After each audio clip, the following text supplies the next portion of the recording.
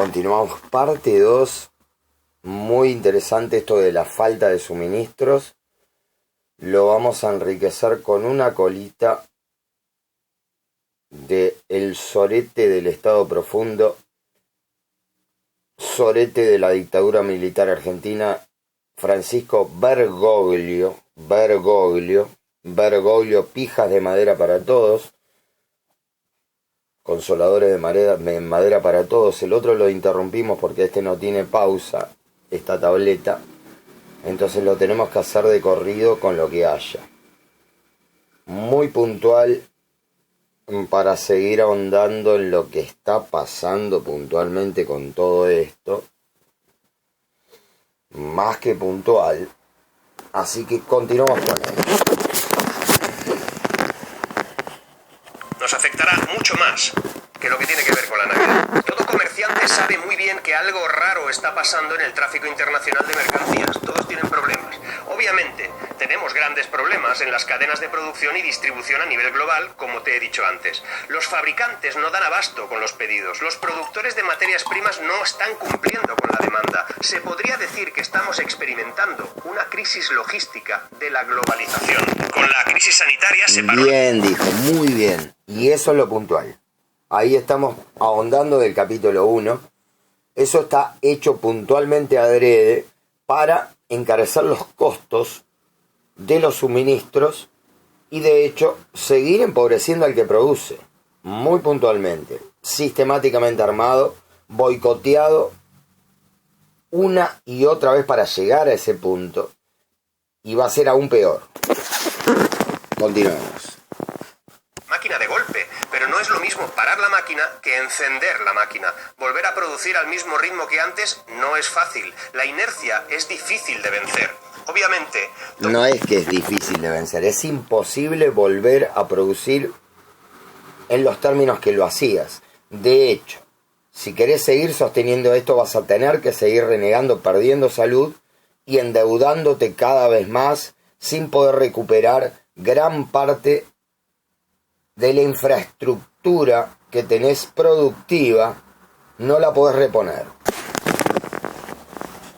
A tiempo recuperarse. ¿Y qué significará todo esto?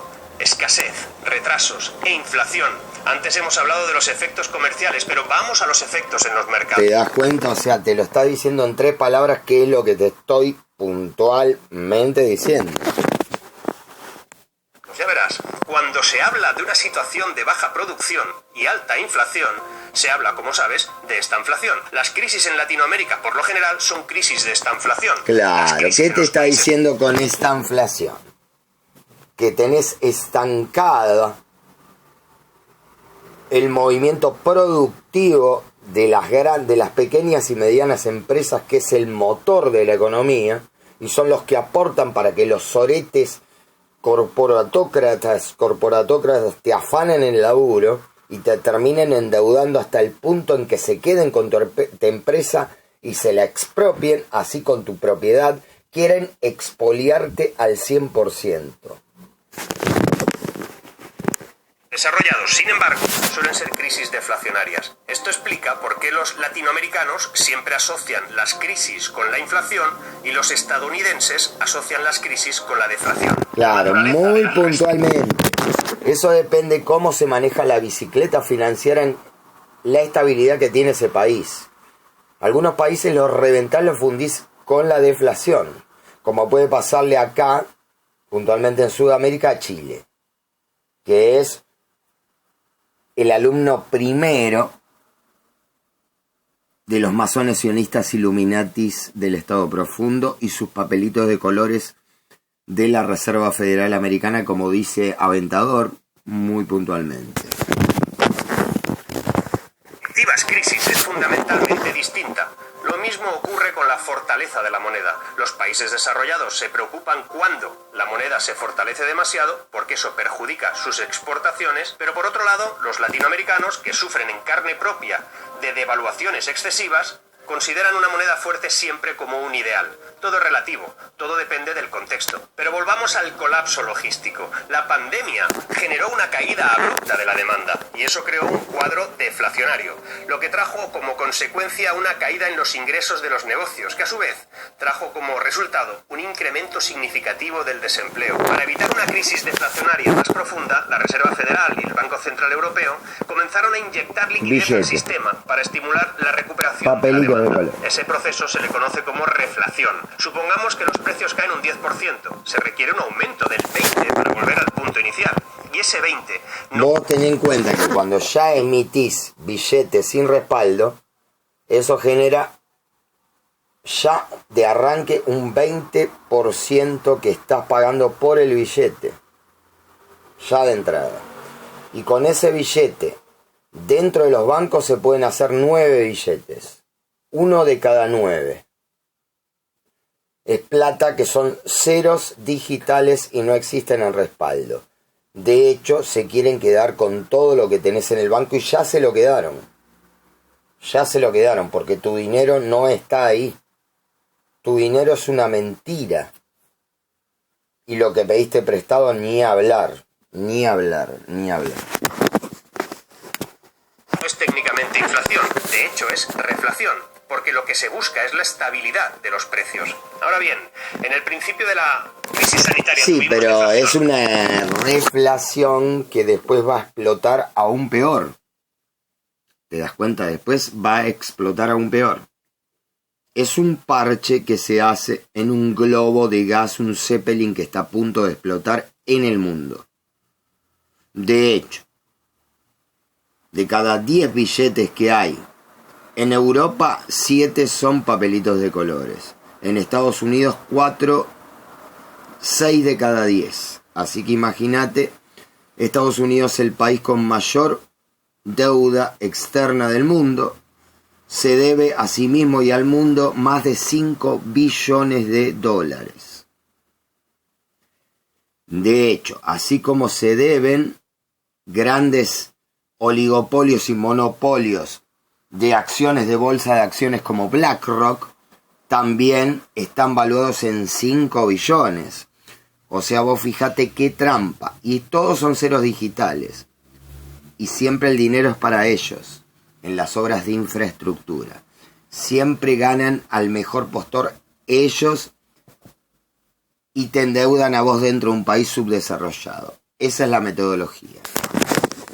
En obras que vos no le pediste que hagan. Vos no se las pediste que las hagan. Luego tuvimos reflación y en este momento... Y ni te cuento con todo esto que venimos de Greta Thunberg, el cambio, el pinche, como viene hablando Aventador, la marca de la bestia. Miren mi canal, no vamos a hablar mucho, vamos a ser concretos, escuetos, y ni hablar del 11S como en Radio Aventador habla, que generó el poder que hoy actualmente tienen para hacer lo que hicieron con el plan D, el chip en la mano. Nuevo orden mundial, Matrix, holograma, sos un esclavo. Serás feliz pero no tendrás nada. Quédate tranquilo que te van a estar vigilando siempre para que te tengan a medio metro con una correa. Ya estamos registrando una importante inflación. Ahora el peligro no es una recesión. De hecho, es un sobrecalentamiento generalizado de la economía. La gran pregunta... ¿Qué te dice con sobrecalentamiento de la economía? Porque estás inyectando papeles de colores y ese sobrecalentamiento es el Zeppelin del que te hablo. Los billetes inyectan ese hidrógeno letal que va a explotar más temprano que tarde. ¿Por qué la Reserva Federal y el Banco Central Europeo no retiran la liquidez del sistema? Pues porque todavía hay mucho desempleo y se necesita una mayor producción. Y la producción... Se necesita mayor producción las pelotas. En realidad lo siguen haciendo a propósito para que después te sigan pagando un subsidio mundial y dependas del Estado. y todos, absolutamente todos, quieren que seamos esclavos. Y así no va a ser. Se estimula con precios altos. Si yo produzco manzanas y el precio de las manzanas aumenta, seguramente me sentiré motivado a incrementar mi producción. Pero paradójicamente, este incremento de la producción baja los precios de las manzanas. Es un ciclo curioso. Pero cuando la Reserva Federal o el Banco Central Europeo hablan de inflación temporal, se refieren a que las cadenas de producción y distribución, tarde o temprano, despertarán y volverán a la normalidad. Por arte de magia. ¿Podrían despertar durante un cuadro deflacionario? Es muy improbable. He ahí la razón por la que estos bancos centrales mantienen una política monetaria laxa ante la obvia presencia de una tasa de inflación muy por encima del objetivo que ellos históricamente han aceptado. ¿Eso quiere decir que estamos en una crisis de esta inflación al estilo latinoamericano? De momento no. Y totalmente adrede. Totalmente adrede. Lo que significa es que estamos en medio de un complejo proceso de recuperación económica. Claro que si la producción no logra recuperarse, aquí sí que se complica la cosa y entonces estamos en solamente... Eso es lo que va a pasar puntualmente. Este señor es muy correcto para hablar.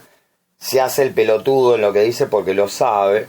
Simplemente tira la patada porque no quiere problemas en su canal. Me parece muy puntual. Muy respetuoso. Rebote. La crisis logística significa inflación. Si se trata de una situación pasajera, estamos hablando de un mal necesario importante para el proceso de recuperación. Pero si se convierte en un fenómeno permanente, significa que entraremos en una crisis estanflacionaria. Hay dos factores. El primero es la liquidez circulante y el segundo es una crisis del proceso de globalización. Y en este caso, los bancos centrales se verían obligados a retirar la liquidez, como te he dicho en algún vídeo anterior, causando un colapso en los mercados globales. También se podría presentar otro escenario. Se podría experimentar... ¿Qué te está diciendo con retirar la liquidez? De repente amenazan con que cierran los bancos. ¿Me entendés? Y eso también corre riesgo de lo que tengas guardado en un banco. De hecho, como te lo dice Radio Aventador, no tengas nada en un puto banco. Olvidate. Dar un sobrecalentamiento económico con el contexto de un crecimiento más lento de lo que se esperaba. Y en este caso, la Reserva Federal y el Banco Central Europeo también se verían obligados a retirar la liquidez del sistema para estabilizar los precios. Y por último, tendremos el escenario planteado por la Reserva Federal y el Banco Central Europeo. Tendremos inflación por encima de los objetivos tradicionales. Pero esta vez, dicen, será transitoria, porque las cadenas de producción y distribución se recuperarán. Eventualmente, el retiro de absolutamente liquidez, mentira, es una falacia. Pero eso no significa necesariamente, según ellos, un colapso de los mercados financieros. El crecimiento económico podría servir de contrapeso. Mentira. Ese es un escenario ideal. Y he aquí un detalle importante. Por el momento, no todos están muy convencidos de que ese escenario planteado por la Reserva Federal y el Banco Central Europeo vaya a tener éxito.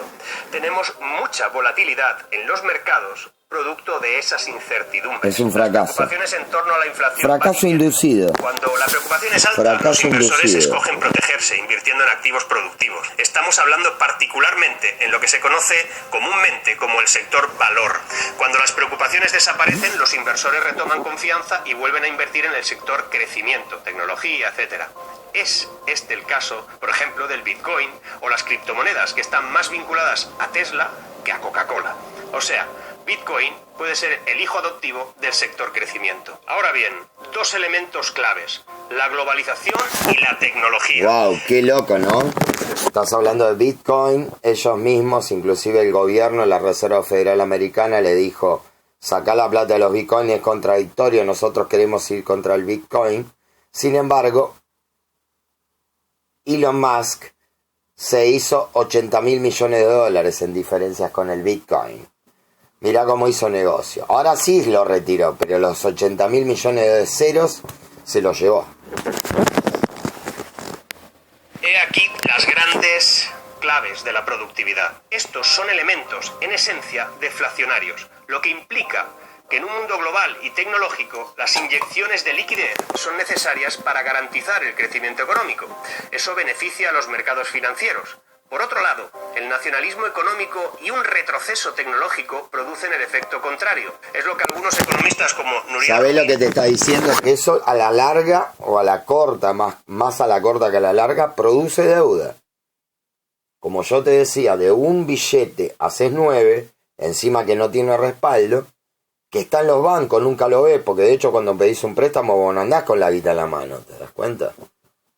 Podés estar con la guita en la mano, pero no todo el mundo va a sacar esa guita. De hecho, en 9 billetes uno saca, casualmente está muy bien ideado. No hay que, bajo ningún punto de vista, desestimar la suma inteligencia que tienen para el mal. Muy profundamente hablando. Brillantes son para el mal. Brillantemente oscuros.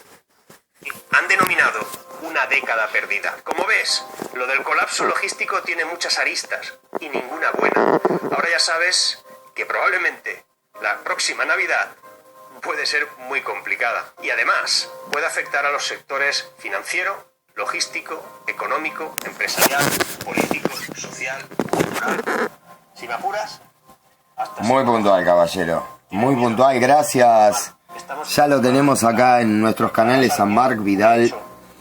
Me parece muy copado lo que habla y ya suficiente. De hecho, se lo dije en 55 palabras más o menos, toda esta realidad. No solo que la venimos hablando en Radio Aventador ya, pero mostrarlo puntualmente. No vamos a hablar de países limítrofes. Acá vamos a hablar directamente del sorete del Papa Francisco, el tiempo que nos quede, porque es menester hablar. ¿Qué tal, chicos? Esto es Ángel Indio, es generador de la frecuencia en absoluto paralelismo con Radio Aventador. Nunca dejo de ser yo en el fondo, pero en este caso estamos sumamente conectados. Así que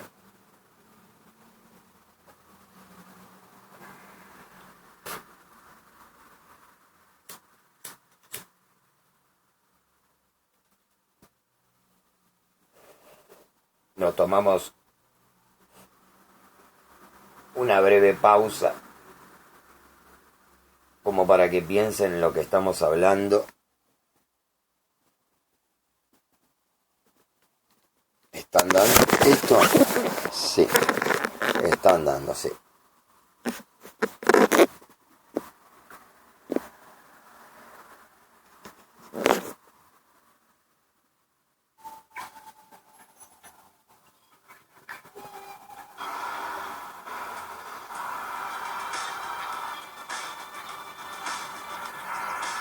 Esto es el ritual Ángel Indio. Arranca segunda parte. N24 o en Telesur, ya sea en Infobae Vamos de acá. o en Libertad Digital. Esto vamos del principio. Gracias por estar ahí, chicos. Vamos a mirar la noche de este dispositivo a ver. Y adversarios de Jorge Bergoglio, acá Papa Francisco, coinciden tal vez en una sola premisa. Llegó para cambiar la Iglesia Católica para siempre, pese a que se trate concretamente de la institución política y religiosa más antigua del hemisferio occidental. Este proceso no tiene vuelta atrás, al menos en el corto plazo. En esta casa hemos hablado sobradamente de la operación que Hillary Clinton y su esbirro John Podesta titularon sugestivamente Primavera Católica. Un plan que tuvo éxito rotundo, deponiendo al emérito pontífice Benedicto XVI, que hoy persiste cuasi prisionero del Papa peronista, el Papa progresista, el Papa amigo de Maduro, del Partido Demócrata y del comunismo chino. Es decir, quien ellos querían depositar en el Vaticano. Desde la promulgación de la Agenda 2030 en el año 2015, los objetivos de transformación económica y social compulsiva de las Naciones Unidas Francisco se ha revelado como un líder espiritual del globalismo, profundamente comprometido con este fenómeno, y al igual que su amigo López Obrador o que el socialista fabiano inglés Jeremy Corbyn, ha declarado sin pudor que desea fervorosamente la implantación de un gobierno mundial, que por supuesto requerirá de una religión mundial que lo justifique filosóficamente, teológicamente, mitológicamente. No los quiero aburrir, pero es necesario hacer algo de historia, y la historia es fascinante. El inigualable sociólogo alemán Franz Oppenheimer demuestra en su libro El Estado que el origen histórico y antropológico inequívoco de todos los gobiernos implicó violencia. Sea donde sea que surgieran los estados, su nacimiento implicó violencia, y permítanme agregar un juicio moral: injusticia. Asimismo, Oppenheimer demostró que estas imposiciones violentas fueron posteriores, no simultáneas, posteriores al surgimiento de las instituciones naturales, pacíficas y espontáneas, como la familia, la propiedad privada y el mercado. Pese a su adhesión personal a la socialdemocracia, Oppenheimer tuvo la honestidad intelectual sin precedentes de darnos la razón a los liberales en este asunto, porque el estudio riguroso de la verdad lo empujó a ello. Pero cuidado, Oppenheimer también advirtió de manera clarividente que después de que ese conjunto de violentos se autoproclame gobierno, ya sea en la lejana China, en la Mesopotamia, en los parajes célticos o en la América precolombina, no solo basta con la espada, con la fuerza de los violentos, para obligar a las personas de bien, las que trabajan, las que emprenden, producen y ahorran, de cederle sus recursos a los violentos, de mantener con el sudor de su frente a los parásitos. Los estados necesitaron también de la persuasión, e inmediatamente después de la casta guerrera y sus medios políticos, surge una casta, un estamento sacerdotal, que se ocupará de una u otra forma de persuadir a los hombres y mujeres como usted y como yo, o como nuestros lejanos ancestros, de que la opresión sobre nosotros en realidad es justa, de que la depredación de nuestro esfuerzo y el sometimiento de nuestros seres queridos y nuestros hijos a la autoridad política tiene un origen divino, mágico, y es moralmente correcto. En otras palabras, las religiones de Estado, Claro que es las religiones... Claro que es moralmente correcto. Si son el anticristo, son el anti-Jesús en realidad, porque Cristo, como dice Aventador muy puntualmente, es una religión institucionalizada por el Estado profundo Anunnaki. Ya estamos hablando, ¿verdad? Es un Cristo Anunnaki. Utilizadas y fomentadas desde el Estado o los Estados, cumplen la función de convencernos de que obedecer ciegamente al poder y resignarnos a él es necesario y beneficioso, y que incluso esto puede ser recompensado en otra vida, aunque el mero y simple ejercicio de la lógica nos dicte lo contrario, de que obedecer leyes injustas o tiránicas es incorrecto e inmoral. 5.000 años más tarde, esta dinámica se sigue repitiendo, porque como dijo el gran Voltaire, el progreso no ha abolido la barbarie, sino que la perfeccionó. Wow, mirá la cara de Voltaire. Voltaire era un loco, era una loca él, pero era un copado bárbaro, liberal, le gustaba la girada, todo, eran locos, le gustó más merca, le gustaba el quilombo, pero eran sumamente respetuosos de la libertad y del derecho de propiedad, y de eso se trató toda la esfera que rodeaba a Voltaire. Un loco, fíjate la cara de Voltaire. Capo Voltaire.